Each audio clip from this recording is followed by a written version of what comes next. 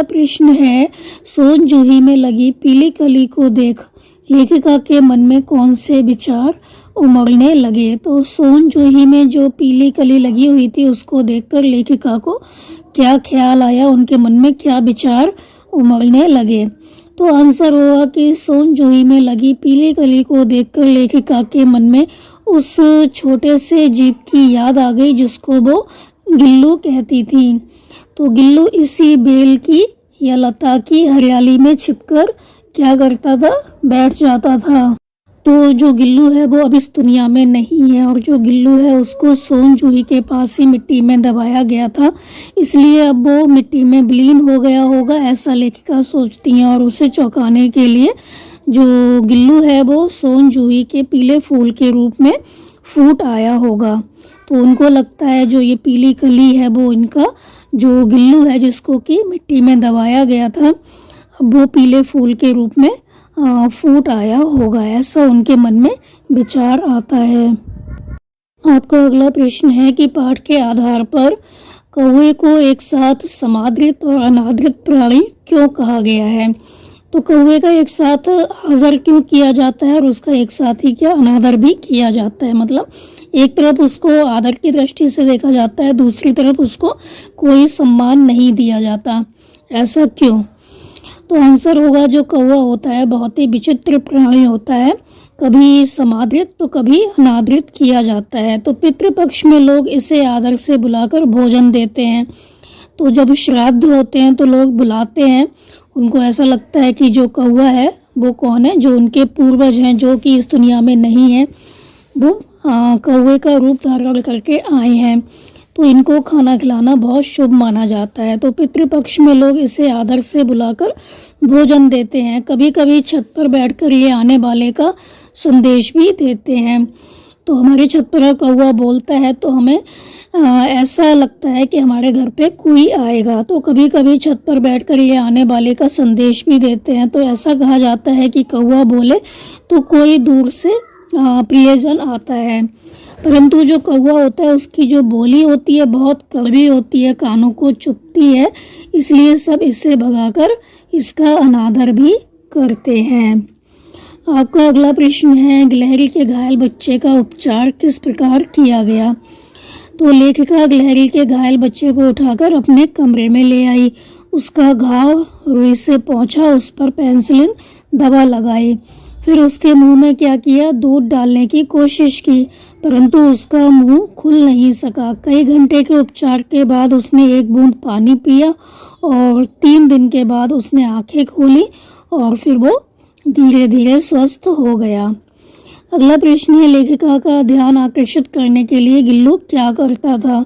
तो लेखिका का ध्यान आकर्षित करने के लिए गिल्लू क्या करता था, उनके पैरों के पास आकर खेलता था, फिर वो सर से पर्दे पर चढ़ जाता था, फिर उतनी ही तेजी से उतरता था।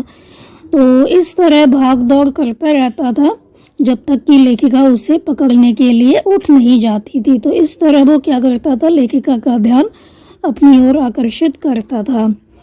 आपका अगला प्रश्न है, गिल्लू को मुक्त करने की आवश्यकता क्यों समझी गई और उसके लिए लेखिका ने क्या उपाय किया।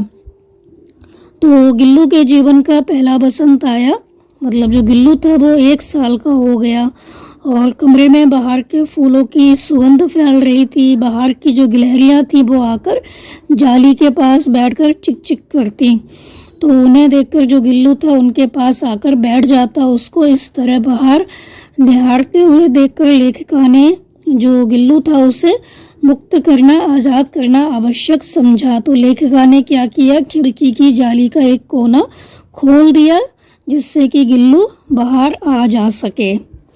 अगला प्रश्न है कि गिल्लू किन अर्थों में परिचारिका की भूमिका निभा रहा था।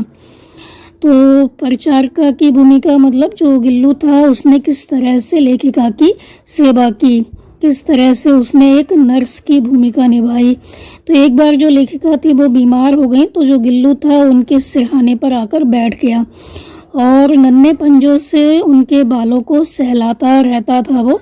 तो इस प्रकार वह सच्चे अर्थों में परिचारिका की भूमिका निभा रहा था। आपका अगला प्रश्न है कि गिल्लू की किन चेष्टाओं से यह आभास मिलने लगा था कि अब उसका अंत समय समीप आ गया है।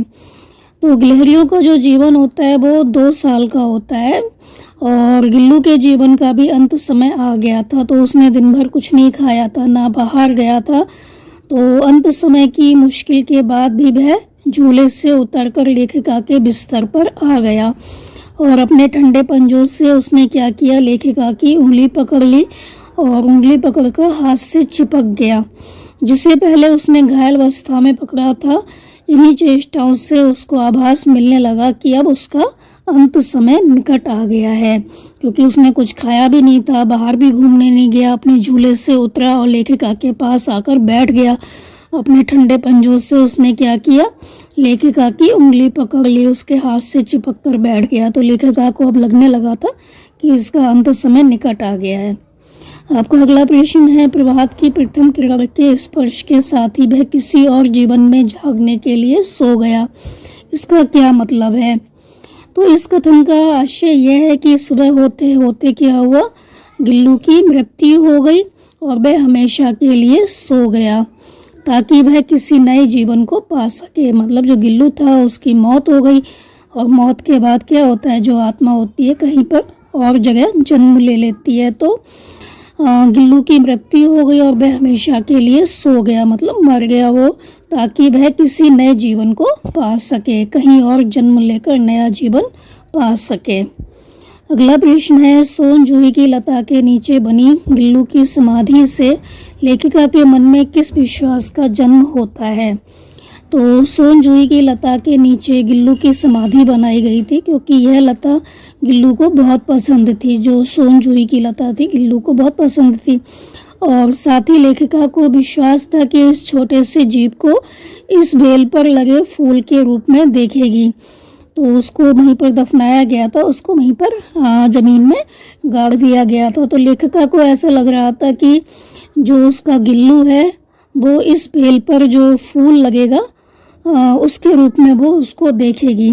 तो जूही में जब पीले फूल लगेंगे तो लेखिका के समक्ष गिल्लू की जो स्मृति है वो साकार हो जाएगी। इससे क्या होगा, उनको बहुत अधिक संतोष मिलेगा। तो सोन जूही की लता के नीचे बनी गिल्लू की समाधि से लेखिका के मन में क्या विश्वास, किस विश्वास का जन्म होता है कि जो उसका गिल्लू है वो उसके सामने फूल के रूप में दोबारा प्रकट हो जाएगा। इससे उनको बहुत अधिक संतोष मिलेगा। पहला प्रश्न है, भाई के बुलाने पर घर लौटते समय लेखक के मन में किस बात का डर था? तो आंसर होगा, जो लेखक था वो अपने साथियों के साथ झरबेल के बेर तोड़ रहा था। उसी समय गांव के एक आदमी ने जोर से पुकार कर कहा कि उनका भाई बुला रहा है, जल्दी घर जाओ। इस पर लेखक जो थे वो डर गए कि भाई ने क्यों बुलाया है, उनका क्या कसूर है, कहीं बेर खाने पर जो भाई हैं वो नाराज ना हो। तो उनको लग रहा था कि अब भाई जो है वो उनको मारेंगे, उनकी मार पड़ेगी। इसी पिटने के भय से वह सहमे सहमे घर पहुंचते हैं। तो भाई के बुलाने पर घर लौटते समय लेखक के मन में पिटने का डर था।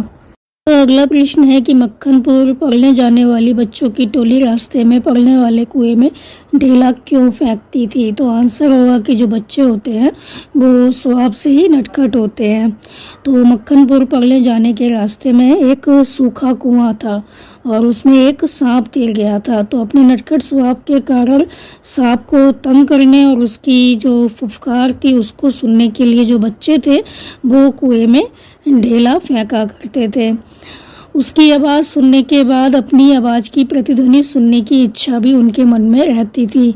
तो कुएं में क्या होता है, जब हम नीचे मुंह करके बोलते हैं तो हमारी आवाज़ भी सुनाई देती है, अपनी जो प्रतिध्वनि है वो भी सुनाई देती है। तो बच्चों को ये लगता था कि क्या करेंगे, वो जब बोलेंगे तो उनकी आवाज़ सुनाई देगी। तो वो जो कुआं था उसमें नीचे मुंह करके तेज़ तेज़ चिल्लाते थे तो उनकी आवाज़ भी सुनाई देती थी। तो उनको बहुत मज़ा आता था, बहुत अच्छा लगता था। इसी वजह से जो बच्चे थे वो क्या करते थे, कुएं में ढेला फेंकते थे सांप को तंग करने के लिए और अपनी जो प्रतिध्वनि थी उसको सुनने की इच्छा भी उनके मन में रहती थी। आपका अगला प्रश्न है कि सांप ने फुसकार मारी या नहीं, ढेला उसे लगा या नहीं। यह बात अब तक स्मरण नहीं। यह कथन लेखक की किस मनोदशा को स्पष्ट करता है? ये कथन जो है वो लेखक की बदहवास मनोदशा को स्पष्ट करता है कि वो कितने अधिक घबरा गए थे। जैसे ही लेखक ने टोपी उतारकर कुएं में ढेला फेंका तो उसकी जो जरूरी चिट्ठियां थी वो क्या हुआ, कुएं में जा गिरी।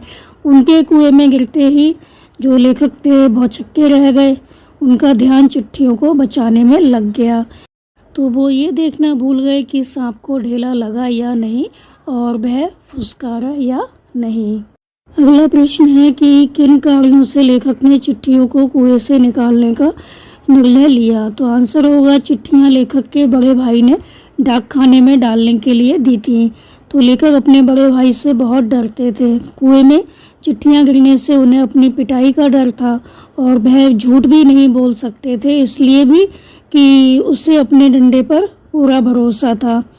तो इन्हीं सब कारणों से लेखक ने कुएं से चिट्ठियां निकालने का निर्णय लिया।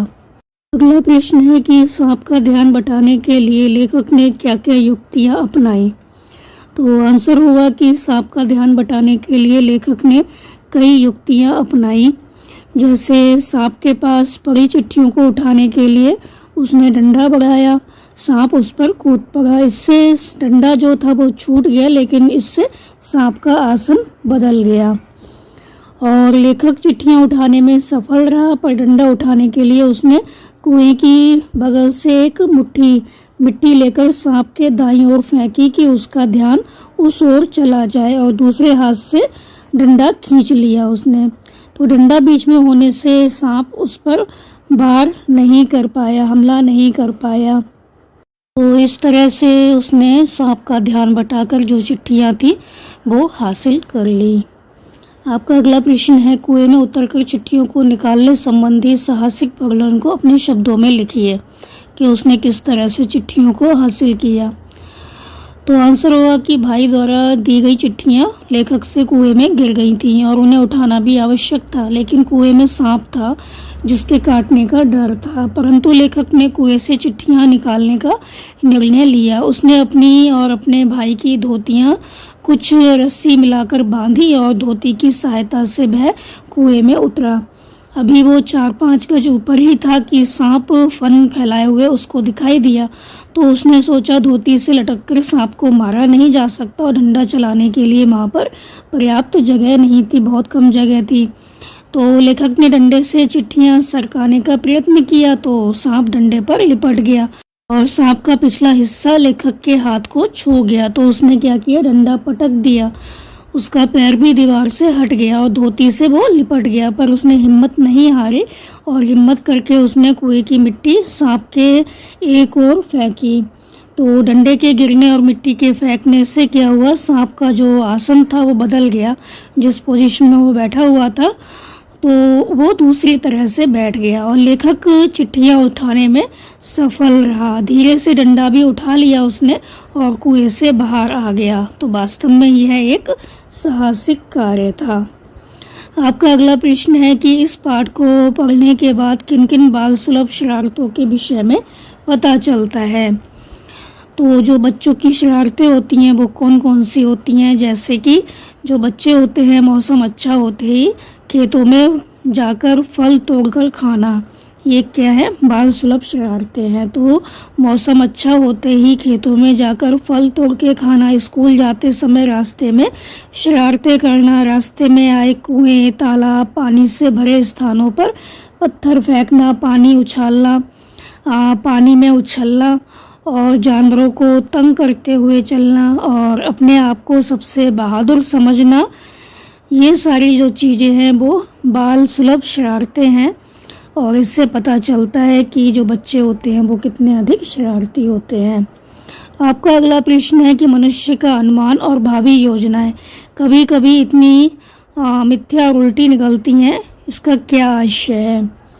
तो आंसर होगा, मनुष्य अपनी स्थिति का सामना करने के लिए स्वयं ही अनुमान लगाता है और अपने हिसाब से जो भावी योजनाएं होती हैं उनको बनाता है, परंतु ये अनुमान और योजनाएं पूरी तरह से ठीक उतरे ऐसा नहीं होता।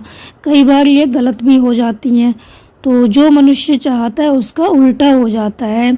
अतः कल्पना और वास्तविकता होती है उसमें हमेशा अंतर होता है। जो हम सोचते हैं और जो चीज़ हम सोचते हैं वो हो या ना हो इसका पता नहीं होता, इसलिए कल्पना और वास्तविकता में हमेशा अंतर होता है।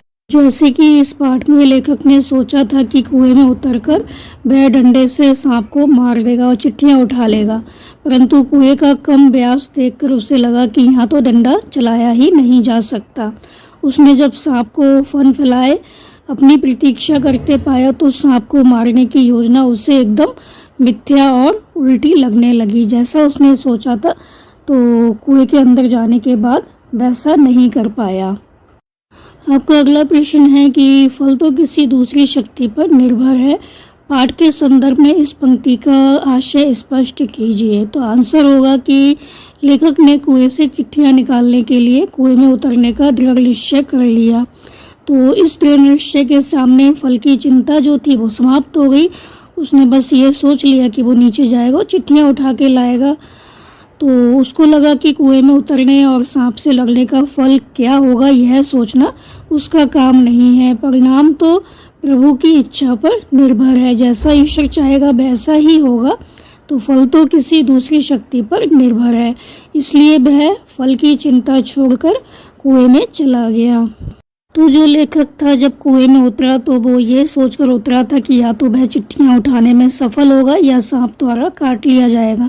तो फल की चिंता किए बिना वह कुएं में उतर गया और अपने दृढ़ विश्वास में वो सफल रहा। इसलिए मनुष्य को कर्म करना चाहिए। फल देने वाला तो ईश्वर होता है। मनचाहा फल मिले या नहीं यह देने वाले की इच्छा पर निर्भर करता है। तो इस पाठ में जो लेखक है वो भी फल की चिंता किए बगैर कुएं में उतर जाता है अपना कर्म करने के लिए, क्योंकि उसको इस बात का पता है कि फल तो किसी दूसरी शक्ति पर निर्भर होता है। उसको तो अपना कर्म करना है, फल देने वाला तो ईश्वर होता है। अगर हमारे अंदर दृढ़ विश्वास होता है, निश्चय होता है, तो ईश्वर भी हमारा साथ देता है। तो जो लेखक है वो भी क्या होता है, चिट्ठियाँ उठाने में सफल हो जाता है। अपने भाई से पिटने का जो उसके अंदर डर बैठा हुआ था वो भी समाप्त हो जाता है। पहला प्रश्न क्या है? पहला प्रश्न है उनाकोटी का अर्थ स्पष्ट करते हुए बतलाएं कि यह स्थान इस नाम से क्यों प्रसिद्ध है। तो उनाकोटी का आपको अर्थ बताना है और बताना है कि ये जो स्थान है वो उनाकोटी नाम से क्यों प्रसिद्ध है। तो आंसर होगा कि उनाकोटी का अर्थ होता है 1 करोड़ से 1 कम। तो त्रिपुरा में एक जगह है जिसका नाम है उनाकोटी। तो इसके लिए एक दंत कथा है कि कल्लू नाम का एक कुम्हार था। तो कल्लू नाम का जो ये कुम्हार था उसने शिव जी के साथ रहने की प्रार्थना की। तो जो पार्वती होती है वो शिव जी से कहती हैं कि इसको अपने साथ ले चलो। तो जो शिव जी होते हैं वो उसके सामने शर्त रखते हैं कि तुमको क्या करना है, एक रात में मेरी 1 करोड़ मूर्तियाँ बनानी हैं। तो जो कल्लू कुमार था वो शिव जी के साथ जाना चाहता था। तो उसको लग रहा था कि अगर वो एक रात में 1 करोड़ मूर्ति बना देगा शिव जी के तो वो उनके साथ कैलाश पर्वत पर जा सकेगा। इसलिए उसने क्या किया, पूरी रात बैठा रहा वो और मूर्तियाँ बनाता रहा। लेकिन जब सुबह हुई उसको लगा कि मूर्तियाँ बन गई होंगी, लेकिन जब सुबह हुई तो जब गिना गया मूर्तियों को तो उसमें 1 करोड़ से 1 कम निकली। तो वो बना नहीं पाया। तो जैसा कि शिव जी ने शर्त रखी थी कि वो 1 करोड़ मूर्तियाँ बनाएगा तभी वो उनके साथ जा सकेगा, लेकिन वो नहीं बना पाया। तो शिव जी को एक बहाना मिल गया उसको ना ले जाने का, और जो कल्लू था वो वहीं पर रह गया। तब से इस स्थान का नाम उनाकोटी पड़ गया, मतलब 1 करोड़ से 1 कम। तो 1 करोड़ से 1 कम यहाँ पर क्या है, शिव जी की मूर्तियाँ हैं। तो ये स्थान इस नाम से क्यों प्रसिद्ध हुआ? तो ये स्थान इस नाम से इसलिए प्रसिद्ध हुआ क्योंकि यहाँ पर 1 करोड़ से 1 कम मूर्तियाँ हैं और एक ही जगह पर इतनी सारी मूर्तियाँ होने के कारण ये जो स्थान है बहुत अधिक फेमस है, बहुत अधिक प्रसिद्ध है। आपका अगला प्रश्न है कि पाठ के संदर्भ में उनाकोटी में स्थित गंगा अवतरण की कथा को अपने शब्दों में लिखिए। तो दंत कथा के अनुसार कहा जाता है कि ऋषि भागीरथ की प्रार्थना पर गंगा को पृथ्वी पर उतरना पड़ा, परंतु गंगा का जो वेग था वो इतना अधिक तेज था कि यदि पृथ्वी पर वो सीधी उतरती तो पृथ्वी इसके वेग से क्या होता, धंस सकती थी। इसका जो बहाव था इतना अधिक तेज था, अगर ये सीधी पृथ्वी पे आती तो पृथ्वी जो है वो इसके वेग से धंस जाती। इसलिए इसके तेज को रोकने के लिए जो शिव जी हैं उनको तैयार किया गया कि वो क्या करें, गंगा को अपनी जटाओं में उतारें ताकि इसका जो वेग है वो कम हो जाए गंगा का, और जो गंगा है वो धीरे धीरे पृथ्वी पर उतरे। तो इस तरह शिव जी को राजी किया गया कि वे गंगा को अपनी जटाओं में उलझा लें और बाद में धीरे धीरे बहने दें। तो शिव जी का जो चेहरा है वो एक चट्टान है वहाँ पर, उस पर बना हुआ है, और उनकी जटाएं दो पहाड़ियाँ जो हैं, पहाड़ हैं, उनकी चोटियों पर फैली हुई हैं। उनकी जटाएं दो पहाड़ों की चोटियों पर फैली हुई हैं।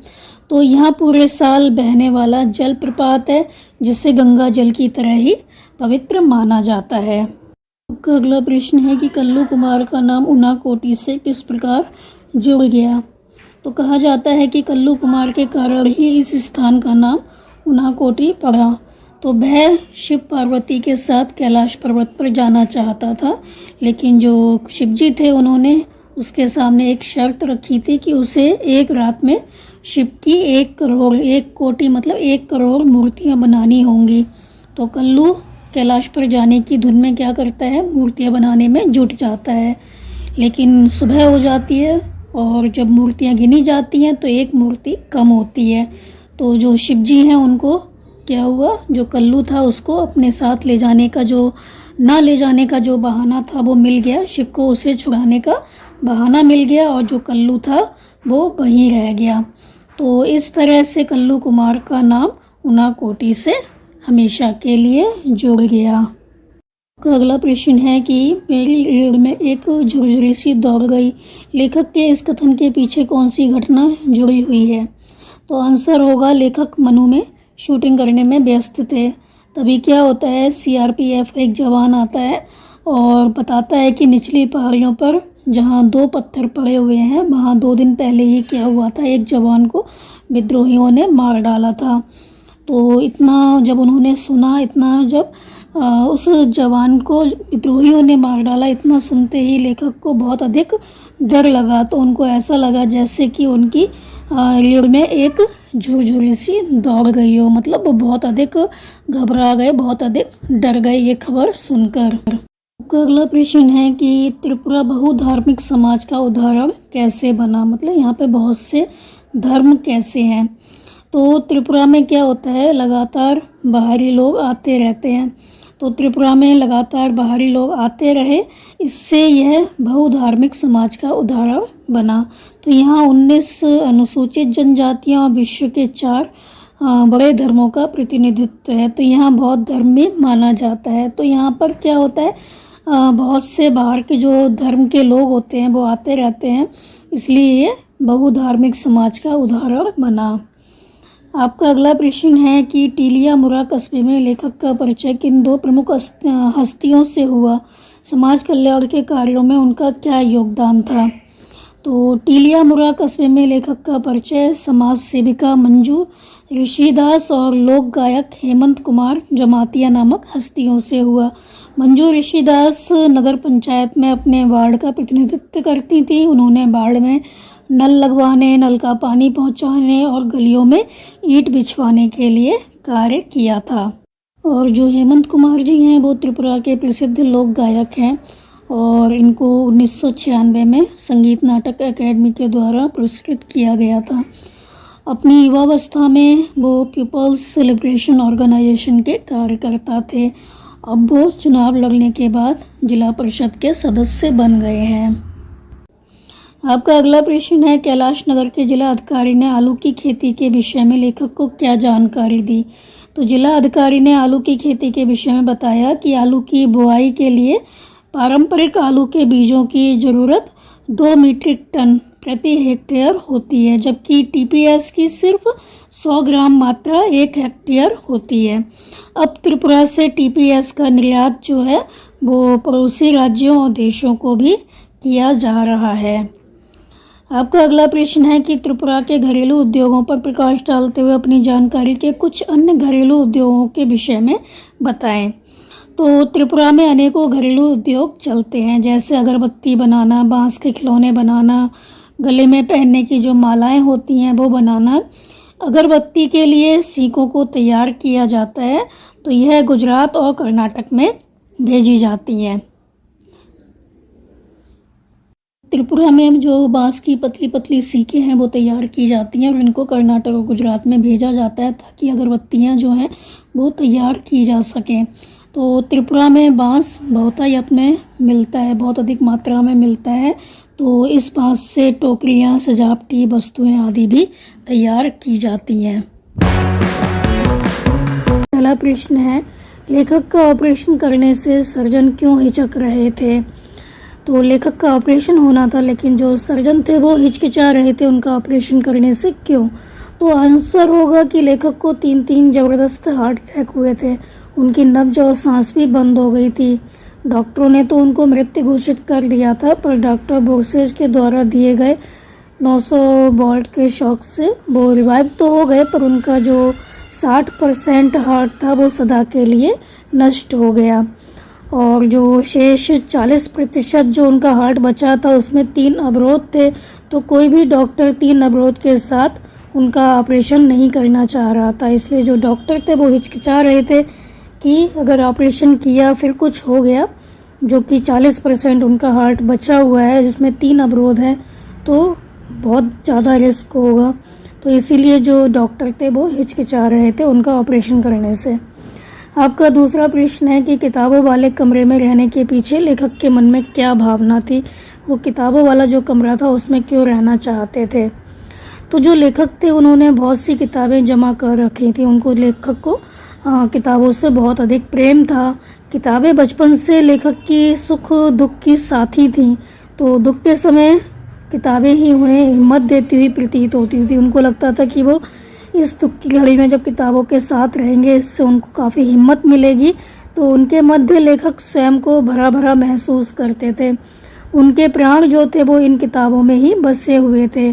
तो अपनी किताबों से आत्मीय संबंध के कारण ही जो लेखक थे वो किताबों के साथ, मतलब जो किताबों वाला कमरा था उसमें रहना चाहते थे। आपका अगला प्रश्न है, लेखक के घर कौन कौन सी पत्रिकाएं आती थीं? तो लेखक के घर आर्यमित्र साप्ताहिक पत्रिका, वेदोदम, सरस्वती, गृहिणी, बाल सखा तथा चमचम, ये सारी जो पत्रिकाएं थी वो आती थीं। अगला प्रश्न है, लेखक को किताबें पढ़ने और सहेजने का शौक कैसे हुआ? तो आंसर होगा कि लेखक के पिता नियमित रूप से पत्रिकाएं मंगाते थे। उनके घर में काफ़ी सारी पत्रिकाएं आती थीं। तो लेखक के लिए खास तौर पर 2 बाल पत्रिकाएं थीं, बच्चों वाली जो पत्रिकाएं थी, जिनमें थी बाल सखा और चमचम, ये दोनों पत्रिकाएं आती थी। तो इनमें राजकुमारों, दानवों, परियों आदि की कहानियाँ होती थी, उनके रेखा चित्र होते थे। इससे लेखक को पत्रिकाएं पढ़ने का शौक लग गया। जब वो 5वीं कक्षा में प्रथम आए तो उन्हें इनाम के रूप में 2 अंग्रेजी की पुस्तकें प्राप्त हुई। तो पिताजी ने उन किताबों को सहेज कर रखने की उनको प्रेरणा दी। तो यहाँ से ही लेखक का निजी पुस्तकालय जो था वो बनना आरंभ हो गया। अगला प्रश्न है, माँ लेखक की स्कूली पढ़ाई को लेकर चिंतित क्यों रहती थी? तो आंसर होगा, जो लेखक थे स्कूल की किताबों को छोड़कर जो अन्य पत्रिकाएं होती थी उनको ही पढ़ते रहते थे, उसमें बहुत अधिक रुचि दिखाते थे। उनका स्कूल की किताबें पढ़ने से मन हट गया था, वो स्कूल की किताबें नहीं पढ़ते थे, उसमें उनका बहुत कम मन लगता था। तो जो माँ थी वो यह देखकर चिंतित रहने लगी थी। तो माँ को लगता था कहीं ऐसा ना हो वह साधु बनकर घर छोड़कर चला जाए, ऐसा ना हो कहीं वो साधु बन जाए और घर छोड़कर ही चला जाए। अगला प्रश्न है, स्कूल से इनाम में मिली अंग्रेजी की दोनों पुस्तकों ने किस प्रकार लेखक के लिए नई दुनिया के द्वार खोल दिए? तो आंसर होगा, लेखक 5वीं कक्षा में प्रथम आए थे, तो उन्हें स्कूल से इनाम में 2 अंग्रेजी की पुस्तकें मिली थी। दोनों जो पुस्तकें थी काफ़ी ज्ञानवर्धक थी। तो एक में पक्षियों के विषय में रोचक जानकारियाँ थी, तो दूसरे में पानी में चलने वाले जहाज़ों की कहानियाँ थीं। एक पुस्तक ने लेखक का परिचय पक्षी जगत से कराया तो दूसरी पुस्तक में जहाज़ में रहने वाले जो नाविक होते हैं, समुद्र में रहने वाले जो जीव जंतु होते हैं, उनके बारे में बताया गया था, उसके बारे में उनको जानकारी मिली। तो इन्हें पढ़कर लेखक को एक नई दुनिया के विषय में जानकारी मिली, तो इसलिए इन पुस्तकों ने लेखक के लिए नई दुनिया के द्वार खोल दिए। आपका अगला प्रश्न है, आज से यह खाना तुम्हारी अपनी किताबों का, यह तुम्हारी लाइब्रेरी है, पिता के इस कथन से लेखक को क्या प्रेरणा मिली?